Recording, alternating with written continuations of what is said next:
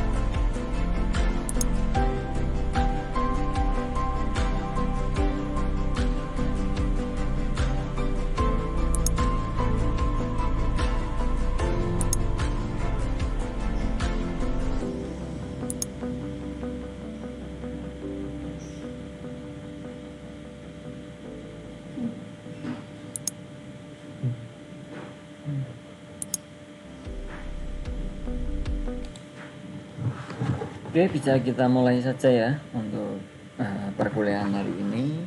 Pertemuan ke-6 ya, mata kuliah e-bisnis.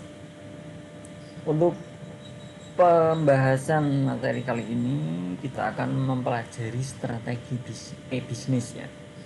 Jadi ada pendeskripsiannya, kemudian memahami online banking, finance, kemudian pengiriman online, pembelian, dan isu pada e-tailing. Jadi karena ini nanti slide-nya banyak sekali ya, jadi saya buat dua, mungkin untuk pembelian dan isu pada e-tailing di pertemuan berikutnya ya, biar tidak jenuh, biar tidak bosan juga ya. Nanti yang hari ini bisa kita pahami dulu strategi bisnis, memahami online banking dan lainnya nanti ya. Oke, terima kasih untuk yang sudah hadir, yang belum hadir segera bergabung ya, biar tidak ketinggalan. Jadi kita mulai saja ya untuk hari ini strategi bisnis.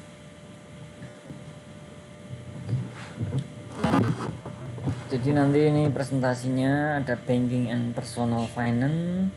Ini adalah memahami banking dan personal finance ya, online. Kemudian ada pengiriman online pada produk digital, hiburan dan media. Nanti akan memahami itu ya. Kemudian untuk keputusan pembelian secara online, memahami ya pembelian secara online seperti apa. Kemudian isu-isu e-tailing, memahami isu pada e-tailing. Nah ini mungkin ada sebagian yang kita bahas di pertemuan selanjutnya ya, karena materi terlalu banyak nanti pasti akan membosankan ya. Kita cukupnya saja untuk hari ini apa yang akan kita bahas. Nah, yang pertama itu adalah banking dan personal finance online. Banking tahu ya, jadi pengertian daripada e-marketplace dulu, electronic marketplace ya. Kalian tahu ya marketplace, mungkin sudah hampir semua teman-teman sudah menggunakannya untuk berbelanja menggunakan e-marketplace. Ini merupakan sebuah pasar virtual di mana pasar tersebut menjadi tempat bertemunya pembeli dan penjual untuk melakukan transaksi. Jadi seperti halnya kalian membeli online ya, membeli online, kemudian di situ kan ada penjual ya. Nah, kalian sebagai pembeli katakan seperti itu yang dimaksud dengan e-marketplace tadi ya, bertemunya pasar virtual tadi ya, antara pembeli dan penjual untuk melakukan sebuah transaksi. E-market ini mempunyai fungsi yang sama dengan sebuah pasar tradisional. Hanya saja yang menjadi perbedaannya adalah e-market ini lebih terkomputerisasi dengan menggunakan bantuan sebuah jaringan dalam mendukung sebuah pasar agar dapat dilakukan secara efisien dalam menyediakan update ya, informasi dan layanan jasa untuk penjual dan pembeli yang berbeda-beda. Ini hampir sama ya dengan konvensional atau tradisional tadi, karena di sini lebih ke kalau marketplace ini ya lebih ke pembeli dan penjual ya. Jadi adalah B2C ya, dan seperti yang sudah saya sampaikan pertemuan dulu ya. Nah, ini kenapa bisa dibilang seperti pasar tradisional, karena di sini kan pelaku bisnis langsung ke penjual ya, tidak ada pihak ketiga. Nah, di sini itu bisa juga ditawar ya, kalau di marketplace ini. Nah, itu bedanya dengan e-commerce yang memang sudah sesuai harganya ya. Kalau di marketplace sendiri, nah seperti halnya pasar tradisional, cuma bedanya dia sudah terkomputerisasi dan juga menggunakan karena itu elektronik ya, tentunya pasti akan menggunakan jaringan seperti itu ya. Fungsi sebuah pasar sendiri apa? Itu bisa menghubungkan antara penjual dan pembeli, menentukan produk yang akan ditawarkan, mencari pembeli atau penjual, menemukan harga yang sesuai. Nah, ini langkahnya seperti itu ya. Produk apa yang akan kita tawarkan? Misalkan kita menjual di e-marketplace. Nah, kemudian mencari pembeli dengan cara apa? Iklan atau yang lainnya, menawarkan ya. Barulah nanti setelah ada interaksi antara penjual dan pembeli, itu akan menemukan sebuah harga yang sesuai ya.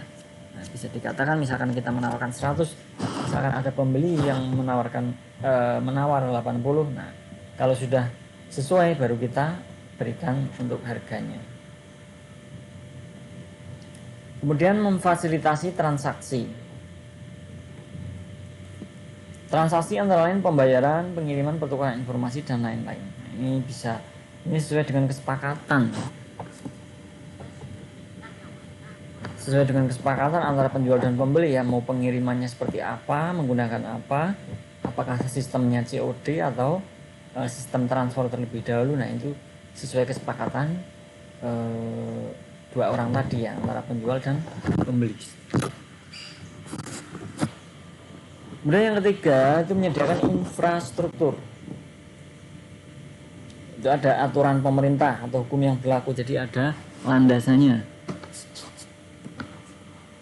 Jadi ada landasannya untuk berjual beli di e-marketplace tersebut ya. Tidak secara sembarangan, tentunya ada aturannya, ada rule-nya.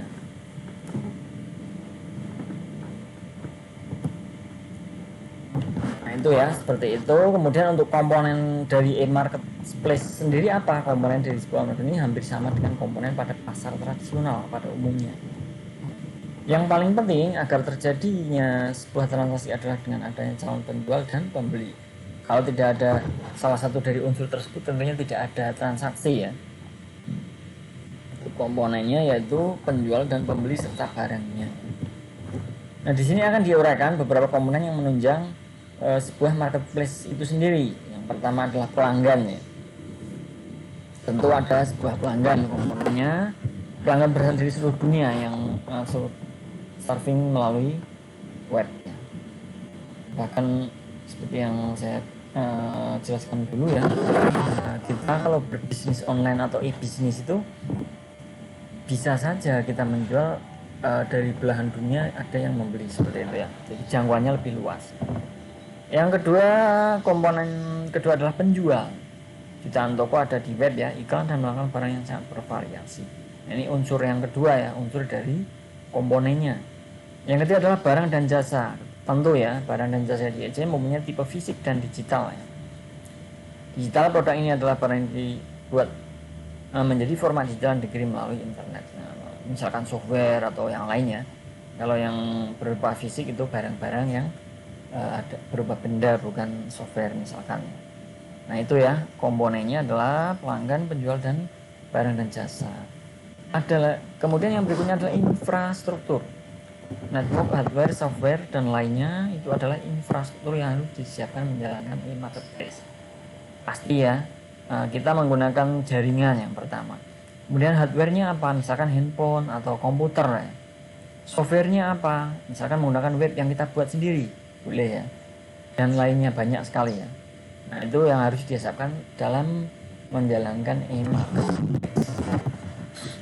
Yang berikutnya ada front end. Penjual dan pembeli berhubungan dengan market space ya, melalui sebuah front end. Front end ini berisi portal penjual, katalog elektronik, shopping chat, mesin pencari, dan mesin lelang. Jadi ada front end-nya ya. Nah, misalkan kita menjual di marketplace, kita ada di sebuah web, itu tentunya ada berisi portal penjualnya, katalognya ya, ada shopping chatnya agar bisa bertransaksi dengan gampang, mudah ya. Kemudian berikutnya adalah back end, aktivitas yang berhubungan dengan pemesanan dan pemesanannya, manajemen persediaan, pembelian dari pemasok, akuntansi dan finansial, kemudian proses pembayaran, pengepakan, dan pengiriman dilakukan di back end. Jadi setelah transaksi ya, transaksinya itu sudah deal, katakan sudah memasukkan ke dalam keranjang, kemudian dia harus melakukan pembayaran ya. Setelah pembayaran tentunya akan di packing ya, di packing baru akan di pengiriman. Nah itu masuk ke back end-nya. Kalau front end sendiri itu proses di webnya atau di marketplace-nya tersebut ya, ada katalognya dan lain sebagainya. Nah bedanya silahkan disimpulkan ya antara front end dan back end.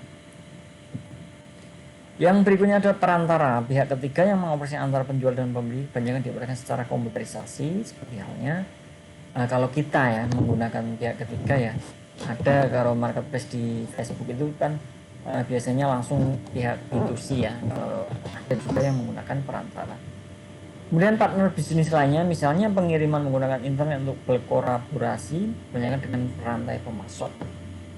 Nah ini misalkan kita menawarkan sebuah barang di marketplace, ternyata itu bukan produk kita sendiri, berarti nanti ada pemasoknya, jadi ada pihak ketiga ya. Jadi pihak ketiga tersebut akan mengirim ke pembeli, seperti itu ya, bisa dipahami. Yang berikutnya ada jasa pendukung, jasa sertifikasi, jasa keamanan biasanya masuk dalam jasa pendukung. Jadi yang dimaksud sertifikasi di sini, misalkan ada pihak ketiga dalam pembayaran tadi ya, itu kita menggunakan bank apa, kita menggunakan pembayaran sistem apa, nah itu masuk ke pendukung. Itu ya yang pertama. Kemudian yang kedua, poin pembahasan kedua kita adalah pengiriman online pada produk digital, hiburan dan media. Jadi nanti sebenarnya ada 4 pembahasan tadi ya. Untuk yang 2 pembahasan bisa kita bahas di pertemuan selanjutnya ya, pertemuan ke-7. Tipe-tipe e-marketplace sendiri di sini ada privat e-marketplace berupa pasar online tertutup, di mana salah satu pihak penjual dan pembeli menentukan siapa pihak yang bertransaksi dengannya. Sistemnya one to many. Nah ini seperti yang tidak ada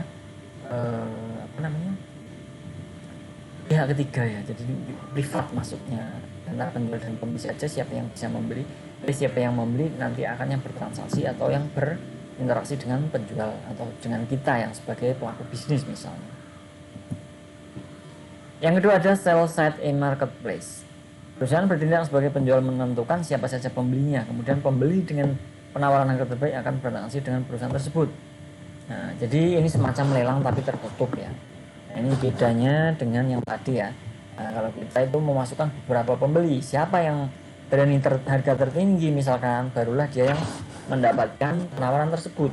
Seperti halnya lelang, tentunya kalian sudah paham ya lelangnya, pembelian sebuah lelang. Yang ketiga, tipe dari e-marketplace sendiri adalah buy side e-marketplace. Perusahaan bertindak sebagai pembeli, menentukan siapa saja penjual yang qualified. Kemudian penjual akan menawarkan produk dan harga terbaik lah yang akan berinteraksi dengan perusahaan tersebut. Jadi ini semacam open tender gitu ya. Jadi kita sebagai perusahaan katakan, jadi kita mencari para penjual, kita sebagai pebisnis yang akan membeli, seperti itu, paham ya? Jadi nanti ada beberapa penjual yang menawarkan ke kita. Nah, saat kita membutuhkan sebuah bahan pokok, misalkan sebuah perusahaan ya, bahan pokok untuk pembuatan kaos ataupun yang lain, nah itu nanti kita akan memilih ya, siapa yang berani harga terendah. Nah, seperti open tender ya, tahu ya, open tender misalkan kita seperti lelang tapi kita sebagai pembeli ya, walaupun kita sebagai pebisnis. Bisa dimengerti ya, nanti silahkan digali lagi atau dibaca kembali apa yang saya sampaikan. Jadi itu namanya dari tipe e-marketplace yang buy side e-marketplace. Nah, seperti halnya kalau dipahami seperti kebalikan ya, tapi ini seperti kebalikan dari lelang, jadi semacam open tender. Maaf, tipe-tipe e-marketplace, sebentar ya.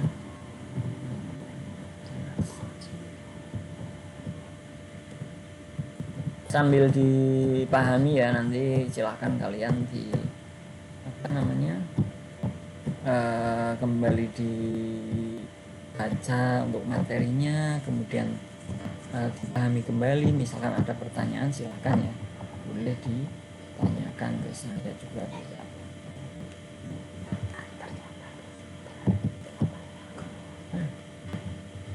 Oke, seperti itu ya, bisa dipahami. Sebentar, itu adalah tipe-tipe dari e-marketplace. Nanti bisa dipahami ya, tipenya ada 3 tadi. Di sini ada privat e-marketplace, kemudian ada sell side e-marketplace, kemudian yang ketiga adalah buy side e-marketplace. Bisa dibandingkan ya, oh yang buy side itu bagaimana, sell side itu bagaimana, seperti itu. Contohnya pertukaran barang dan negosiasi online, silahkan ya. Ini menjadi kalau tidak salah saya telah memberikan tugas yang pertama itu apa ya, kemarin saya lupa, nanti saya baca kembali atau kalian bisa lihat di YouTube saya. Nah, di sini contoh dari pertukaran barang dan negosiasi online bisa kalian menjadi sebuah tugas ya, karena nanti pada saat UTS itu harus ada 2 tugas ya, ada tugas 1 dan 2, baru nanti saya bisa memberikan sebuah penilaian. Atau pada saat UTS nanti akan saya resumkan kembali ya tugasnya apa saja. Seperti itu saja ya. Selesai untuk pertemuan hari ini, saya rasa cukup ya. Terima kasih untuk teman-teman yang sudah mengikuti perkuliahan ini. Untuk misalkan ada yang mau dipertanyakan silahkan, boleh ya, mau dipertanyakan mengenai apa yang sudah saya sampaikan tadi, mengenai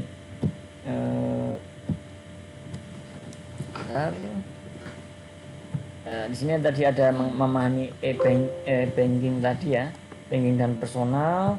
Kemudian yang kedua adalah pengiriman online pada produk digital, hiburan dan media. Nah, ini yang akan menjadi topik untuk hari ini ya, yang sudah maksudnya. Nah, jadi misalkan kalian ada yang mau ditanyakan ya silahkan ya, ditanyakan mengenai hal tersebut dari poin tadi ya. Jadi nanti untuk poin yang berikutnya itu masih ada 2 poin ya, sebenarnya masih berkaitan dengan hal ini ya. Jadi saya berikan untuk pertemuan ke-7 saja, tidak bingung ya, karena kalau saya berikan semua hari ini saya rasa malah bingung ya, tidak paham malah bingung.